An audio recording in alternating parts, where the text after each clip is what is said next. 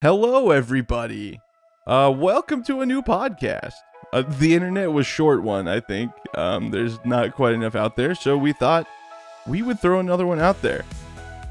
Braden and I thought there aren't not enough podcasts with just two dudes talking to each other, so we're doing our part, and we're starting one. It's a really thin genre for sure. There's not a lot going on out there, and we were like, you know what? Really innovative idea here. We should make it about space. Yeah. Space for improvement, doing that, if you will. Yeah. Oh. Space for improvement. Full transparency, we had already decided that was the case. But hey, we're going to talk about space and pretty much anything else that we can think of. And hopefully you just enjoy the ride. But we figured we should probably introduce ourselves in case you don't know. So, Joe, why don't you go first? All right. My name's Joe Barnard. I run a YouTube channel and project called BPS.Space.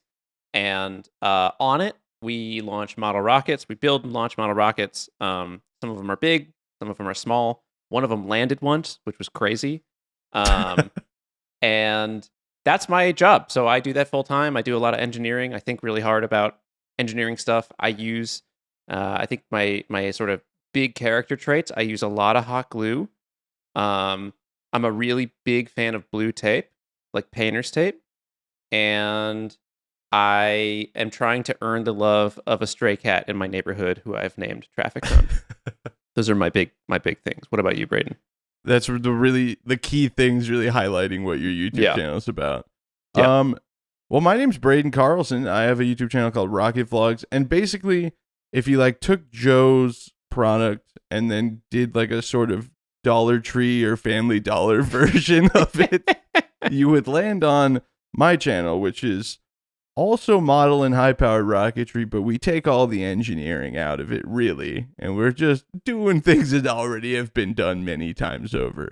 That's not true. You've got the JB Weld rocket.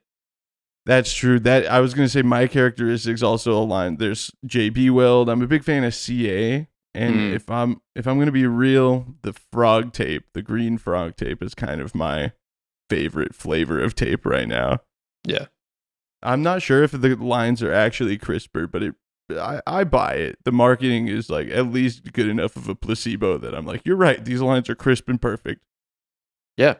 Shout out. But yeah, just a couple rocket dudes having a chat. And initially what I pitched was, well, I wanted to call the podcast Space is Hard because so easy and on the nose. But shout out to the people making that podcast where they watched Space Force on Netflix.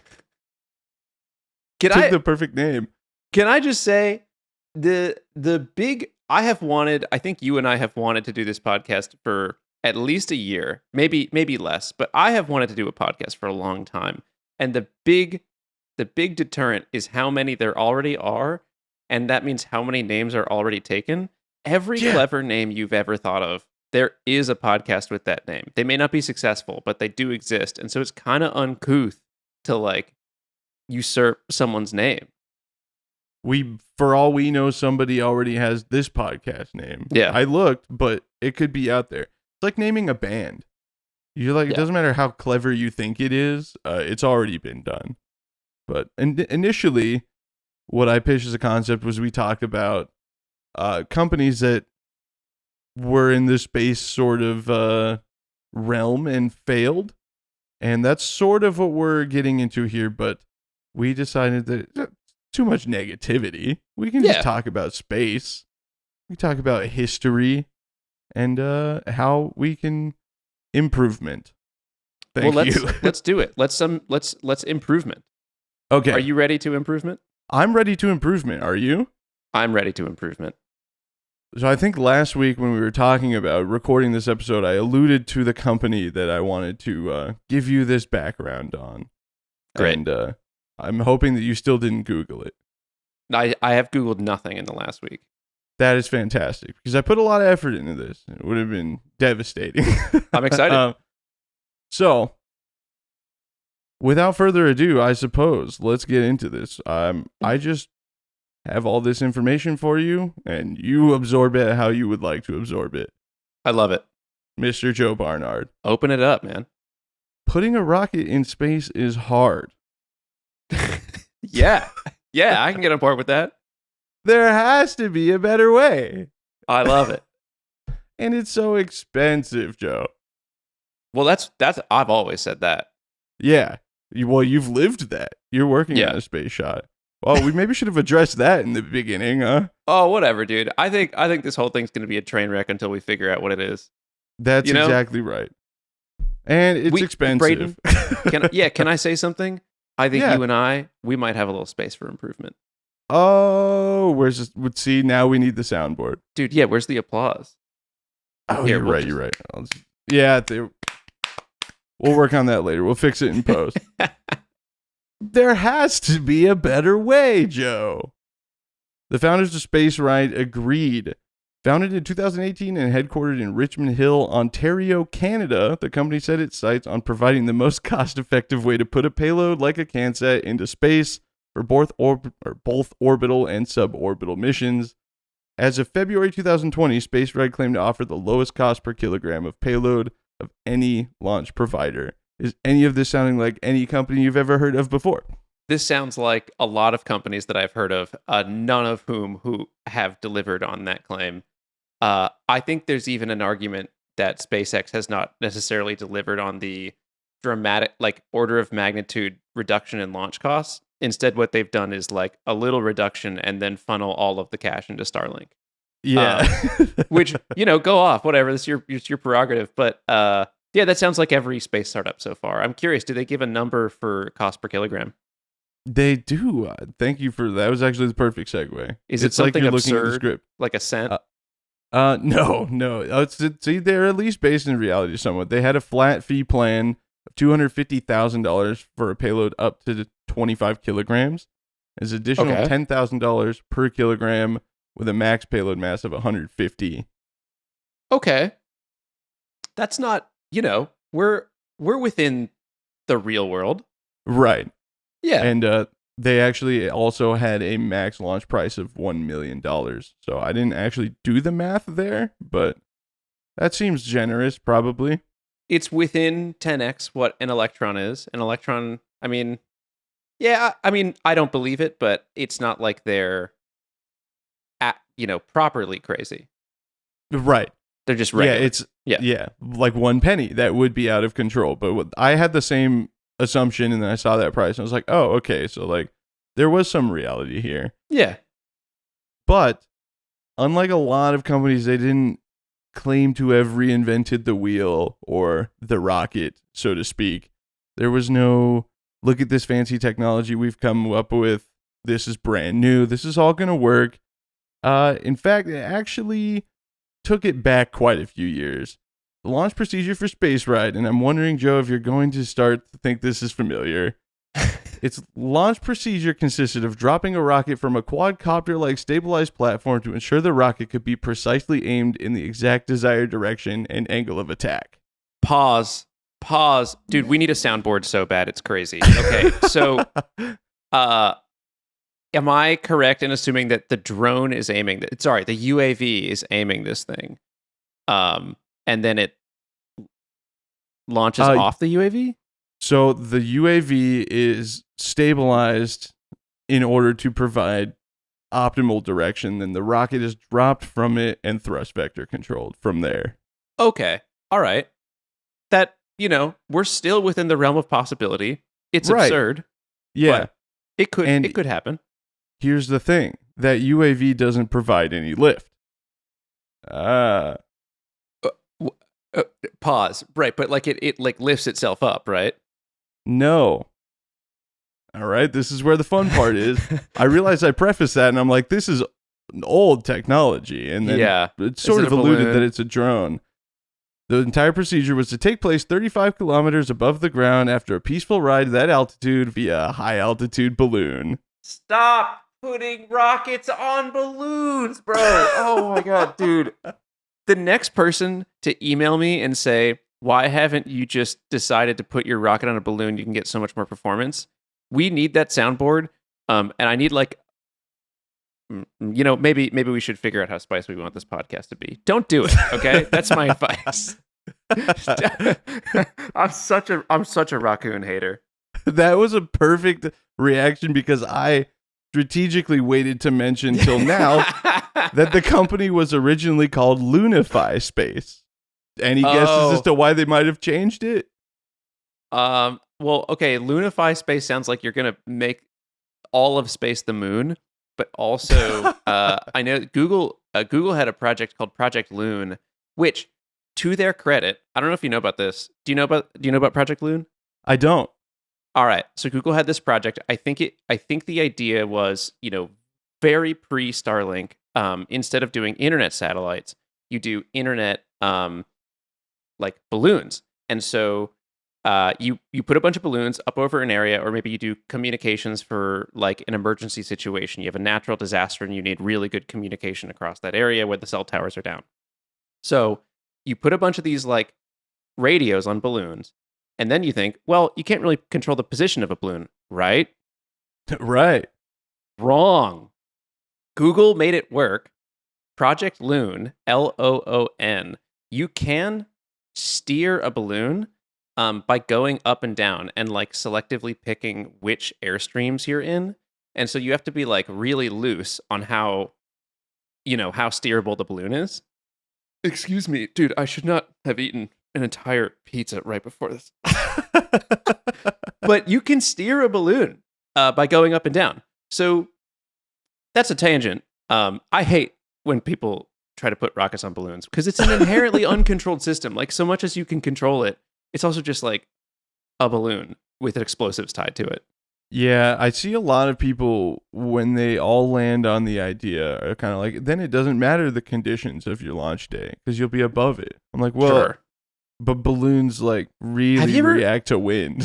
Have you ever seen someone like the question to ask then is like, have you ever watched someone launch a balloon in more than 5 miles an hour of wind? Because once you've seen it, like maybe even 10 miles an hour, it's not a process where you'd be like, yep, all right, let's just put this rocket motor with an igniter inside in there. Yeah, perfect. What could go wrong? Well, we'll get into that later. But okay. I'm actually did a little bit of a deep dive for those not familiar. You already said the word, and it is, I will admit, one of my favorite unironic terms in the entirety of space exploration, Raccoon. Because the first time I heard someone say it, I thought it was just somebody like making a meme. But no, that's like generally accepted as a real thing. Yep. So, let's talk about that for a second. Raccoons first came to be in the 1950s when space scientist James Van Allen sought to put rockets into space to study Earth's radiation belt without the difficulty of that whole low atmosphere gravity situation we just talked about. Yeah, that whole thing. A balloon requires far less energy and money to get high into the atmosphere. I know it sounds like I'm justifying it, Joe. I'm sorry. I didn't realize go ahead, you sell were it to me, so heated.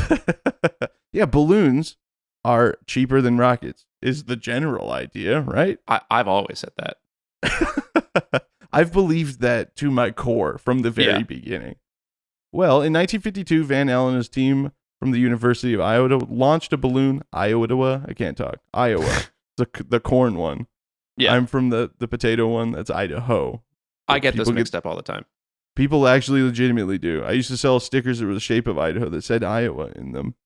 It was a good time. Nice. The University of Iowa launched a balloon to 70,000 feet, or about 21.3 meters, and ignited a rocket with a pressure switch that then climbed to an altitude of around 64 kilometers or 40 miles.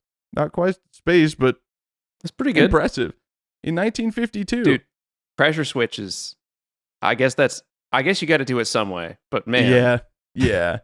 That's, in the world of high power rocketry, a lot of two-stage rockets used to use mercury switches.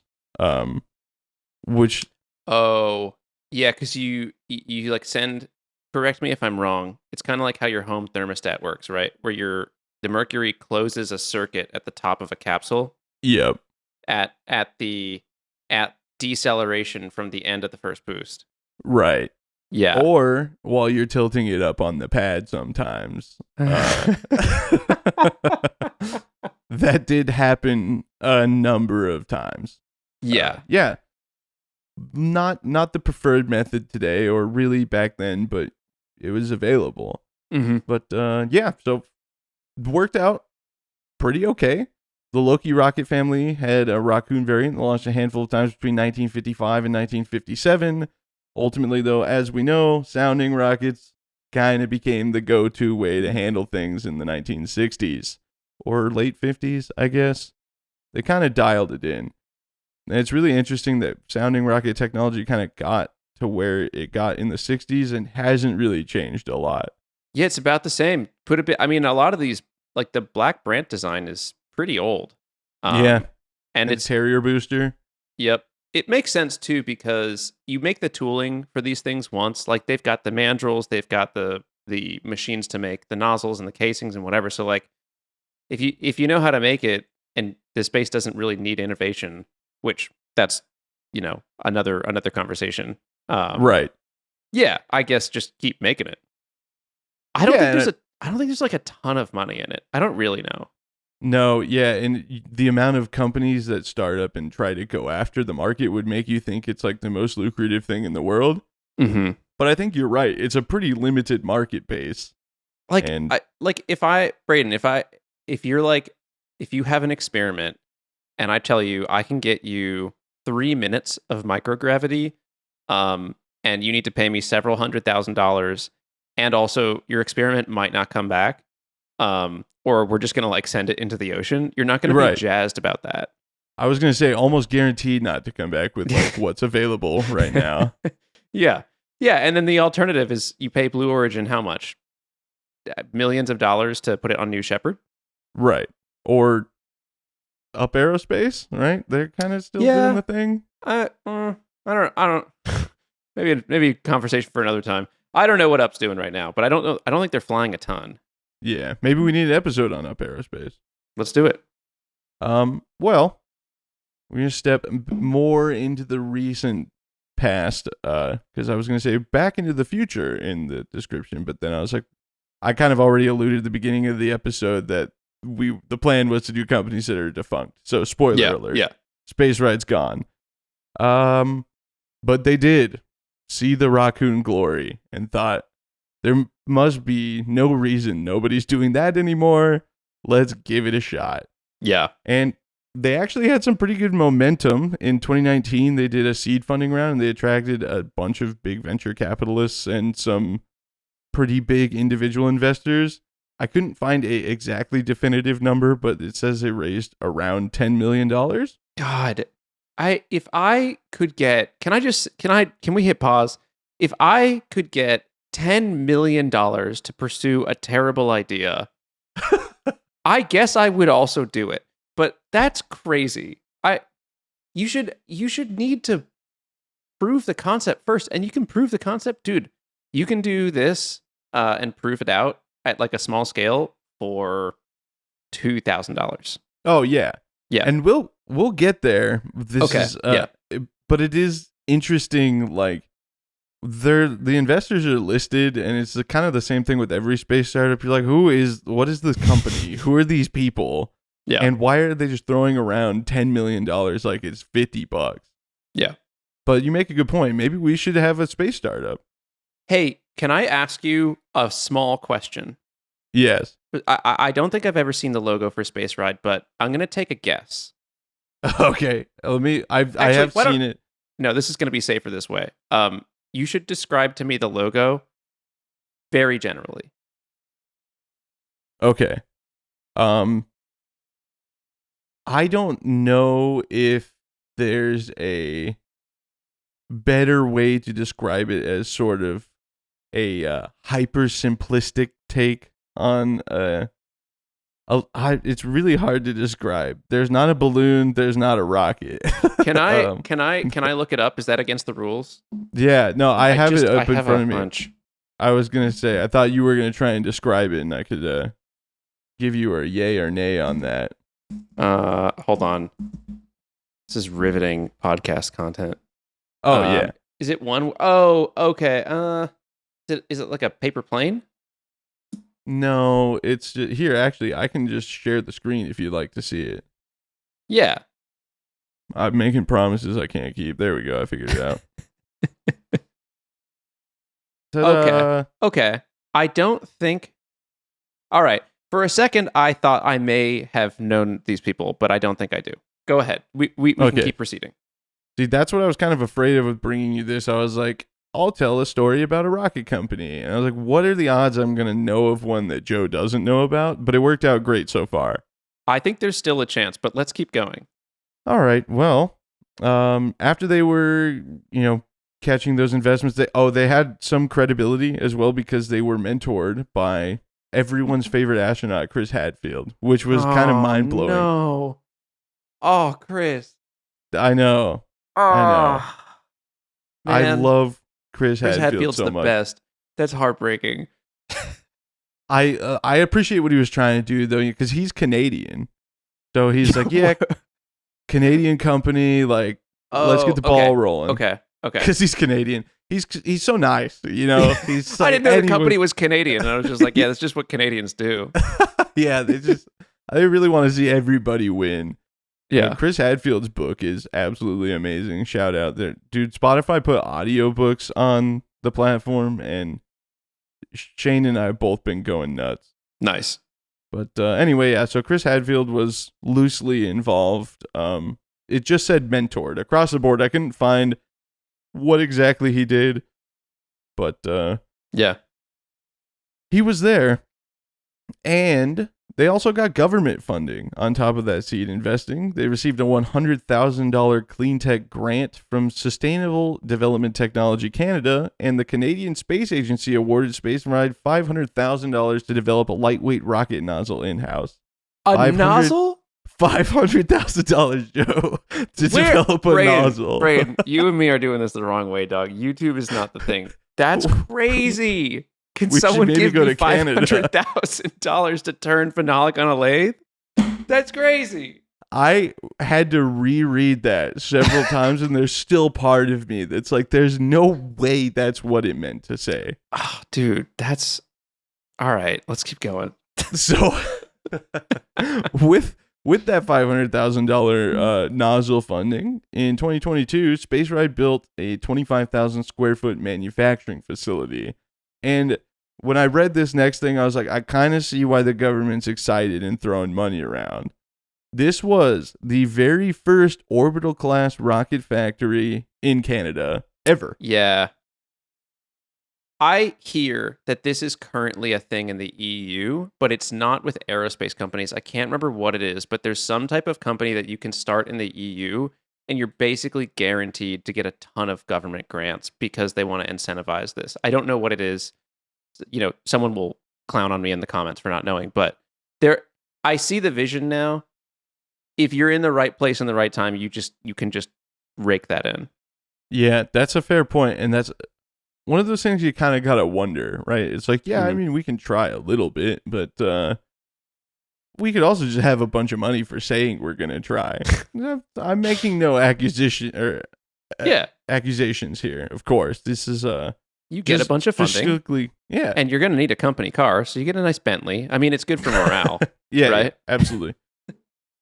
Anyway, I needed it. I'm so stressed out at the end of the day that the seat massagers of like a Genesis or an Audi not going to cut it. You kidding me? Yeah. Yeah, the Lambo, I feel the that. Lambo is good for employees in the parking lot to know what they're working for. Right. Yeah. So it really is tax deductible. If I drive a slow car, how are people going to believe our rockets go fast? I have heard people say that. And I'm not saying more than that, but I have heard people unironically make that claim. And then I use all my willpower to not roll my eyes.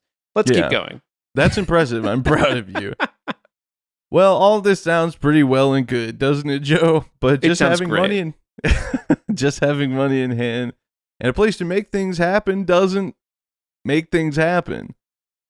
And it all sounds pretty promising, but Spaceryde had yet to, at this point, fully test their launch system. In 2019, the company performed a low-altitude test subscale to fly as a proof of concept in northern Ontario, Canada. The balloon sequence and parachute recovery of the platform were successful, so that worked great. Oh, You know what? I gotta give credit where it's due. I was really expecting you to say they were not successful, at least in the recovery part. Yeah, there's a small part of the Raccoon that got missed, though. The rock part. Yeah. So the balloon went up, the platform parachuted safely back to Earth, but their, quote, modified off-the-shelf rocket motor they used, quote, didn't work as expected. That's it. There's a video of the flight on the former company's YouTube channel. It appears the rocket stayed on the platform the entire time, so that sounds to me like they put an MJG E-match in there and were surprised when at high altitude it did not light. Right. Yeah, it kind of sort of implies that maybe didn't work as expected means that the motor didn't ignite at all and may have been... Oh, at least they owned it. They admitted that it was modified, so it didn't work. But actually, the video is a really cool part that mainly they were proving the stabilization of the platform. Because it's going up on a balloon and it's spinning wildly. Yeah.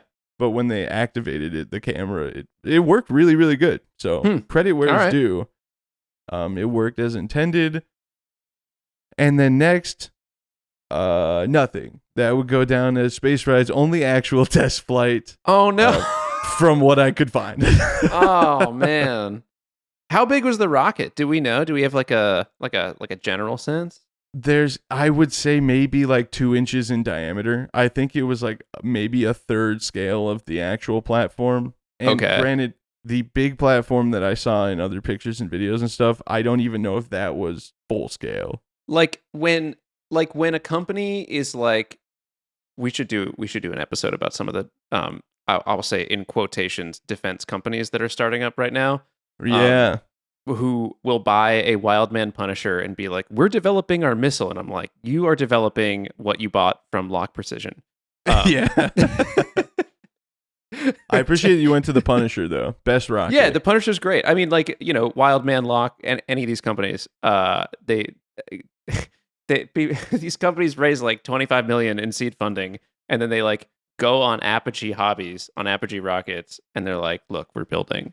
I'm like, yeah. Dog. Well, the Wildman Mach 2 actually was developed for like I don't even know the specifics of it, but it was some sort of funded concept, and I guess they built like 1 million of them. But yeah, I mean, rockets all look the same for a reason. I guess it makes sense, but yeah, what do you want to bet that what they flew off that platform was like a lock weasel?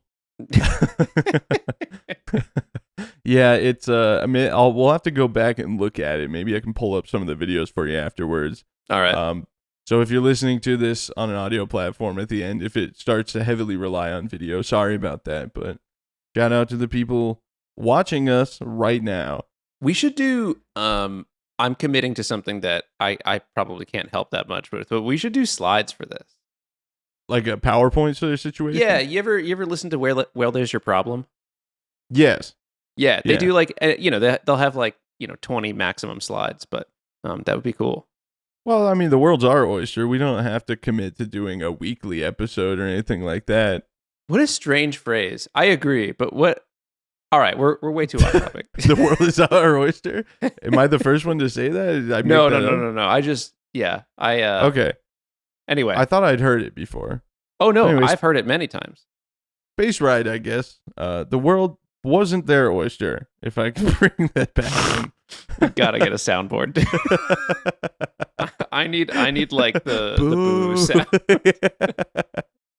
Wait, hold on. Let me drop one in just for, we gotta get... The world was not their oyster.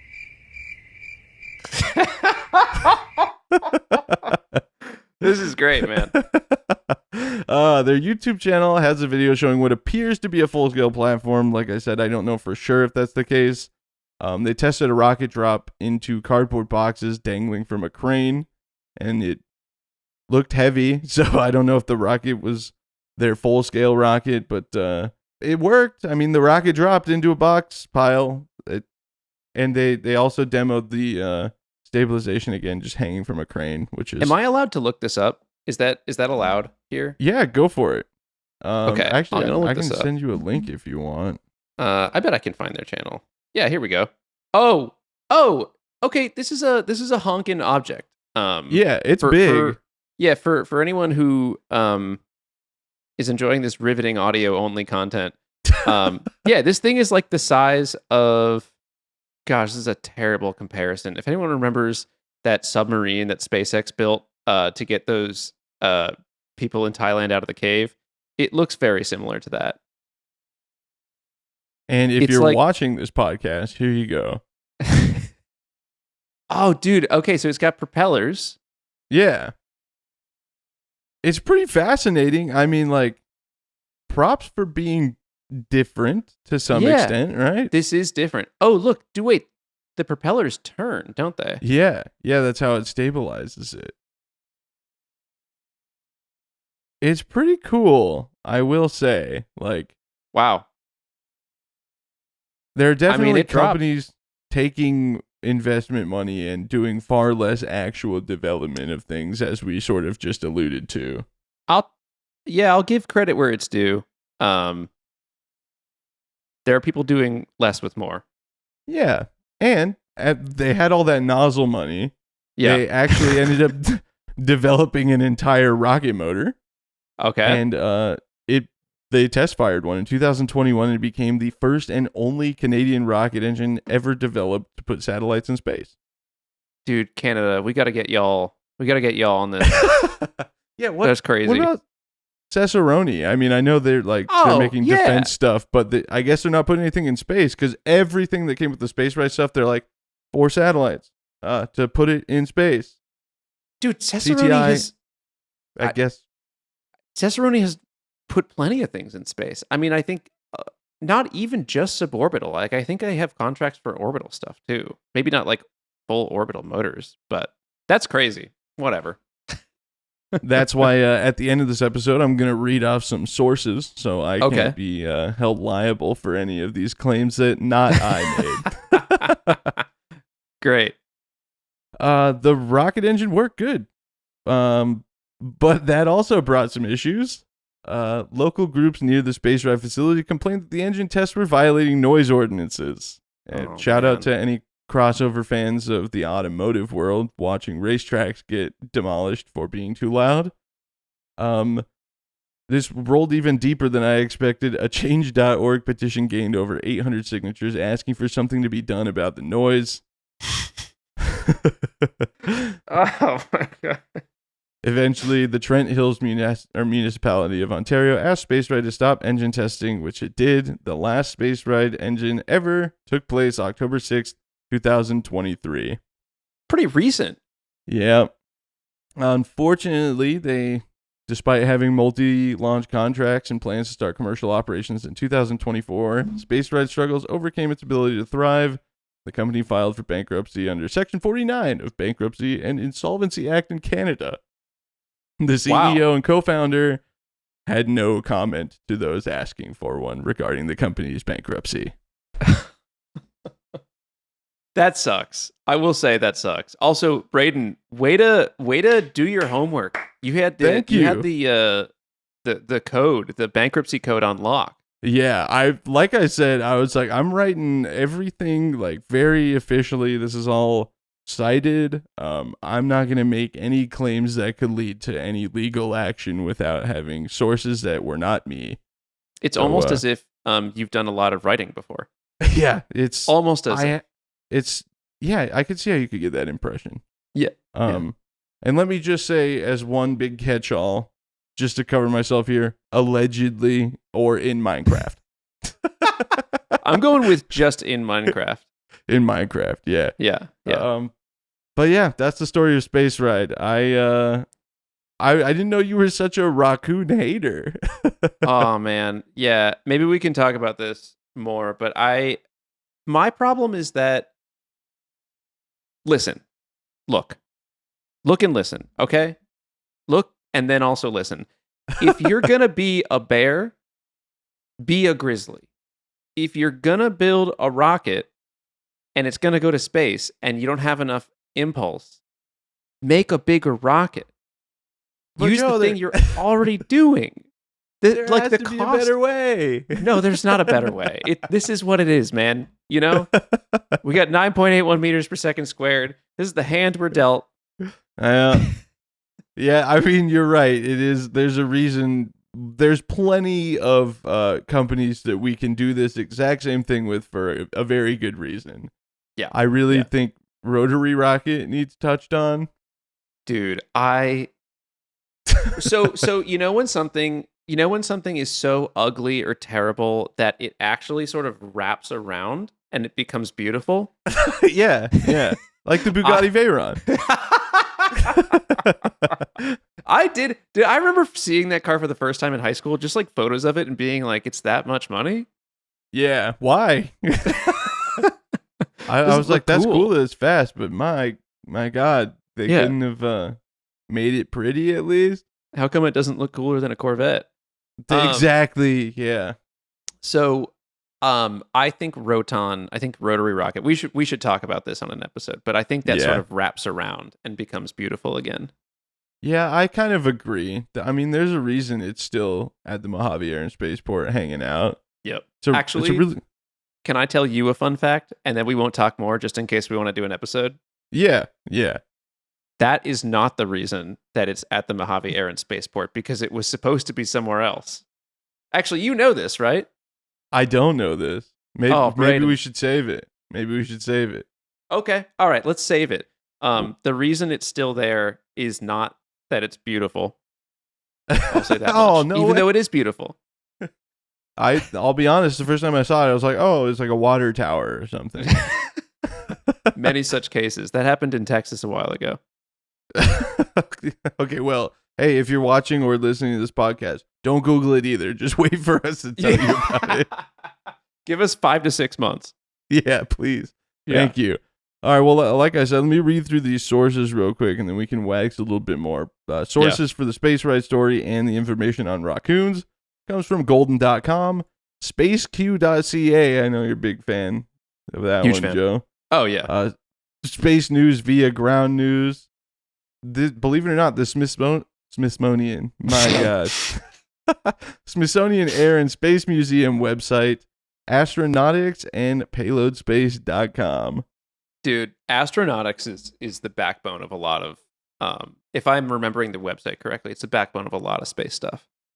Yeah, it's super cool. And I was like elated that there was this much sort of background information.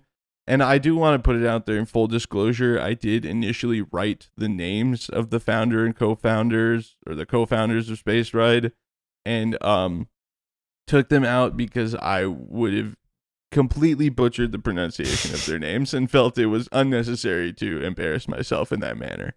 I think too, it's also, for as much as I clown on Raccoons, I don't want to direct any hate, like actual hate toward people. Right. I have this, Braden, are you aware of how much I hate hybrid rocket motors? No, but I'm on board. Yeah, just for the chat, I hate hybrid rocket motors. We can discuss it another time. But I talk about it so much online, and I've now a couple of different times had like a student or a peer like sort of sheepishly approach me in person and be like, "Hey, I'm building this thing. I really need some help. It is unfortunately a hybrid," and when they say it, they sound like actually shameful, and I'm like, "Oh no, the bit has gone too far." I don't want to actually send hate anyone's way. So as much as I clown on hybrids and Raccoons or whatever, anything's cooler than not building anything. So you're just like, yeah, no, sweetie, unfortunately, I'm going to not be able to give you any advice if you're going to be using that kind of garbage propulsion. I want nothing to do with it. Yeah. You are bad and should feel bad. Yeah. Like as a blanket statement, if you're building stuff and actually getting it to fly, like they did test flights and stuff like that. I have respect for that. And then we can work on getting you off Raccoons later. Yeah, and actually, until, like I said, I thought this was like a meme. There was a team trying to do a Raccoon at FAR not too long ago. Yeah. And if I'm absolutely keeping it $150 right now, I didn't know that this was a thing. I thought like this college team came up with the concept. And then this is how I discovered Spaceryde. And then I was like, oh, for real, huh? This was a thing that people have done before. Oh yeah, many times. It's a pretty common thing because like the line of logic is very straight, right? It takes a lot of impulse to get through the lower soup of the atmosphere, but once you're up a little higher, you have a lot less air resistance. I mean, when you look at Braden, you ever play around an open rocket with your launch site altitude? Yeah, of course. Yeah, like if you're setting records, there are places that you have to go to set those records on like M or N impulse because you just get such a benefit from launching a kilometer higher. Yeah, well, I mean, the N1000 rocket I flew at Balls last year was supposed to fly in Alamosa, Colorado, and couldn't because it was going to break the waiver. Yeah, And that was when it was almost 2 feet longer than it ended up being. Yep. Which is why I have plans to fly an L motor rocket in Alamosa this year, but I'm also kind of like, no, I don't think I want to do that. But it's such an interesting solution to that problem being presented to you. It's like, well, a 2-stage rocket would be fine. And as we know that I just discovered, 2-stage rockets are way easy. You already knew this too. Oh yeah, you and I have both had great luck with 2-stage. No problem. Phenomenal. So I guess if you're just not cut from that fabric, you might want to avoid using a 2-stage solution. And the next logical thing is, okay, how do we get the thing to 100,000 feet before we even, hit the button?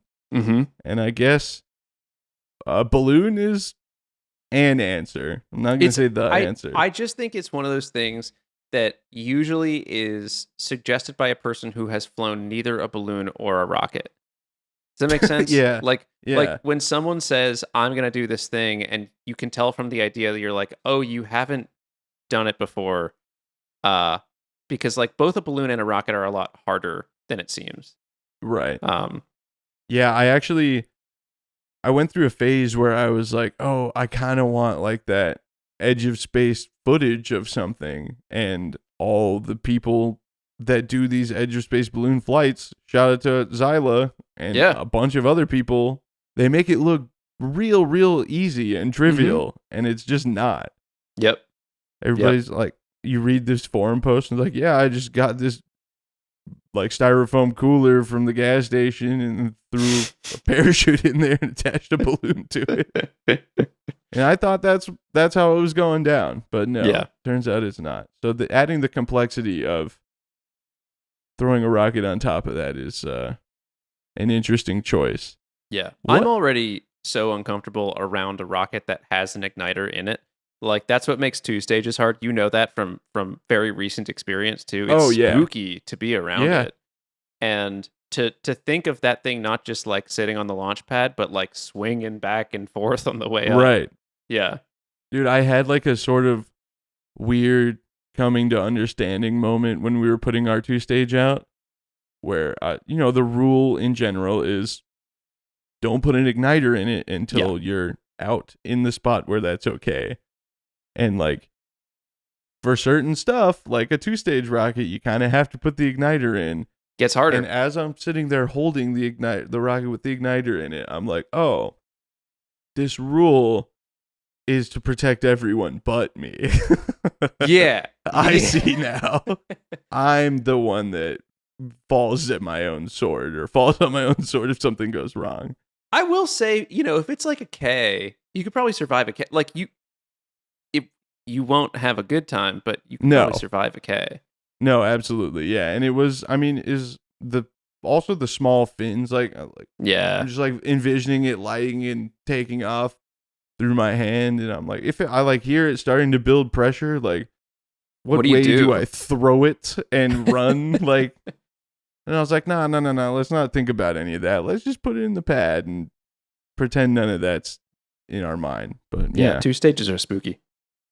So shout out to our friends at Spaceryde, or formerly Spaceryde. Apparently, the company's now like managed by some firm that manages companies that went into bankruptcy. And if history tells us anything about failed space startups, we're probably never going to hear anything from them again. That's too bad. I will say, from what you described, their hardware looks more serious than I thought it would. Which is Yeah. not to say I think they were like that close to making this work, but it was more hardware than I thought it was going to be. Do you think that's going to have like an effect where other people look at the Raccoon for the first time since the 50s and unironically be like, oh, I could make that work? Is Spaceryde the last Raccoon company? Oh, no. There are others. There's another company that we will not get into on air. But yeah, I know other entities that have tried to do the balloon rocket thing. That's why I was asking earlier what their logo looked like. Oh, I see. Yeah, but they are not the last company to try a Raccoon. People will keep doing it, and I think it will keep not working. Listen though, is it wrong that I sort of want to see it work? No. No follow up too. No follow up to that. It's sort of like hybrids. Like I have they do work. The bare minimum interest that one could possibly have, like as close to absolute zero as there could be in flying a hybrid rocket motor, and especially developing one that's not just like commercially available, but like if someone brings a giant 10-inch diameter hybrid to BlackRock, I'm like, oh, I really want to see this happen. Well, yeah, let's watch it. Yeah, they also hybrids scream really good because they're all combustion is unstable, so they scream. Yeah, that's when I was younger, the first time I saw a hybrid, my friend was like, it sounds like you're about to get hit by a bus, right? It's like the craziest noise. I was like, yeah, what is that? He's like, it's the motor being insanely inefficient. Yeah. I was like, oh, great. That's really cool. It's the motor screaming because it shouldn't be alive. Like, it shouldn't exist. It's a crime against humanity. Well, I don't know how we bring this to an end. This is the first episode, though, so we have like all the passes in the world to just wax. Bye. Yeah. All right. Peace, everybody. I don't know, man. This is fun. Let's keep doing it. Yeah. And if you made it this far, thank you for listening. Yeah, absolutely. This has been a very enlightening, and I know so much more about you. Not so much, but that you hate hybrids and Raccoons. Oh yeah, no, we'll get into it. We'll get some lore going. I think you and I both need soundboards set up. We both have the ability to do it, but neither of us had the wherewithal to be fully prepared. And yeah, once we get some soundboards in here, I think it's going to become probably. I think it's going to become unhinged, dude. Just wait till I get the Roblox oof. Oh yeah, that's a good one to just have on deck. That's perfect. I've heard they will copyright claim you for the oof. I've put it in some videos and I haven't had it happen, but actually, I think I've heard that too. I think somebody was using it like to censor like swear words out, and they got in trouble for it. I've long used the Windows XP error noise. Yeah, you had a good one in the 2-stage video earlier. Yeah, that's kind of my go-to. Yeah. But yeah, I guess plugs, huh? You go first. All right. If you want to follow me, I'm at Joe Barnard on X, formerly Twitter. Rest in peace. I am BPS.Space, BPS.Space on YouTube, and I am also on Earth. So if you're on Earth, just find me. You know. Don't you know what? Don't advise people pause. do that. Can you tell that we haven't done this? Yeah, it's really weird because I'm so comfortable recording a podcast when it's my other one that I came into this being like, yeah, it's the same thing, and we don't know what it is. No, we don't know what it is. And actually, that's a great. If you have suggestions for episode topics and stuff like that, send them to us. Where should they send them is actually a great question. All right, so my home phone number is yeah. Actually, just write a letter. I'll give you my address, and I don't want you to accidentally send it to the wrong place. So I'll give you my social security number so you can make sure it's the right Braden Carlson. There is a lot of and then if you have to, it's expensive to mail stuff too. So I'll just give you the credit card number that you should use. Yeah. That's a good idea. We'll put all that in the description. Yeah. I'll put the sources in the description too. Like I said, my hands are clean of all this information. I'm just relaying. Don't shoot the messenger. Yeah. In Minecraft. Yeah, you can send it to rocketvlogs911@gmail.com if you would like to pitch us some concepts. for anybody that doesn't watch my channel or know me, I feel like I should clarify that my birthday is September 11th, and I know that it's a questionable number to have for an email address. That's crazy, by the way, that we have one day off because I'm September 10th. Yeah, that is insane. It was meant to be, Braden. We have the same incredibly base level sense of humor. We're really entertained by just things that shouldn't be that funny. Yeah. All right. Well, this has been great, man. You can find me on YouTube at Rocket Vlogs, Instagram, and for some reason I keep plugging my Snapchat. I'm gonna keep doing it. Big B1011. That's the one. Like, if you really just have to send something to me, that's your best bet for getting a quick reply. Because it just keeps popping the notification up if somebody's typing. Bad information to also put out there. If you just like hit the space bar a bunch of times, it'll keep giving people new notifications. And that's your annoying folks. Dude, this is a disaster. I told people to find me, and you said, "Here's how you can annoy me." This is a disaster. Yeah, we're pros. Well, Joe, I'd say based on that outro, there is space for improvement. Oh. All right, dude. Thanks for doing a podcast with me. Thanks for watching this. If somehow you're still here and listening, peace out. We'll see you next time. See ya.